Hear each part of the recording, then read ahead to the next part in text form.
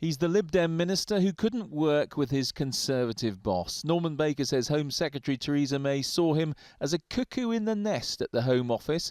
He said that working for her was like walking through mud, and goodwill between them was in short supply. The difficulty is that she believed she was running a Conservative department in a Conservative government, and that Lib Dem's role was there by default. And that didn't make for good coalition relations. Morning, Minister. No response from her today, but others in her department told 5 News Norman Baker had been D-mob happy for some time, and they won't miss him. See that tramp sitting there all alone, blowing hey Jude through a traffic cone. And this is another reason he's given for his departure. He wants to spend more time with his band. They have a second album coming out soon.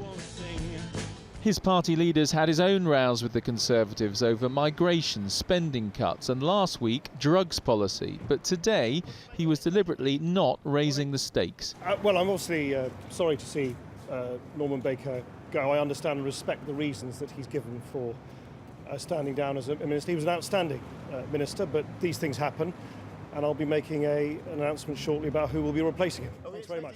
Lynn Featherstone has now been appointed. She was a Home Office minister before, and she's pointedly said she's looking forward to working again with Theresa May. But some Conservatives would love this resignation to be the beginning of the end of the coalition. We should have a minority Conservative government for the last 6 months. It would show people what we're trying to do.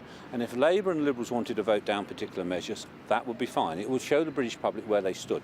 At the moment, I mean, we're in a coalition with people we just don't agree with on anything. Wednesday morning on hungover streets. But when it comes to ministerial walkouts, the signs are, for now, Norman Baker is a solo act.